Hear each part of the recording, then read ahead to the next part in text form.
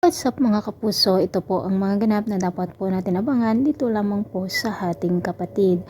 Tumakas nga po sila Malu at Gomar dahil na rin po sa utos ni Chris mga kapuso, ngunit hinahabol sila ni Rosel at Tyrone. Nagmamakaawa nga si Rosel na sabihin ni Malu kung nasaan ang kanyang anak, at ngunit ang taxi ay hindi tumitigil at sinabihan nga ni Gomar ang driver na huwag ihinto ang taxi mga kapuso. Samantala mukhang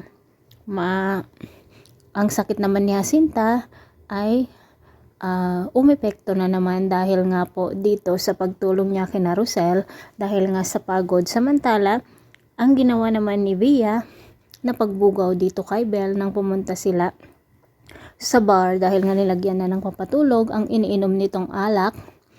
Kinuha nga siya ng isang lalaki, ngunit buti na lang nakatakas si Belle mga kapuso, ngunit nasa panganib pa rin ang kanyang kalagayan.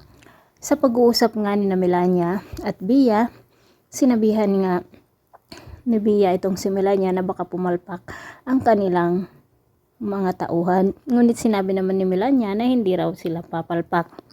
Sana mga kapuso may magligtas dito kay Belle dahil mukhang malapit lang ang kinaroroonan niya dito kay Tyrone. Sana naman makonsensya na itong si Malu dito kay Rosel at sabihin na niya na si Belle nga ang kanyang anak na kakambal nitong si Tyrone. Mga kapuso, pakaabangan po natin ang bawat eksena dito lamang po sa ating kapatid. Maraming salamat sa walang sawang pagsubaybay. God bless.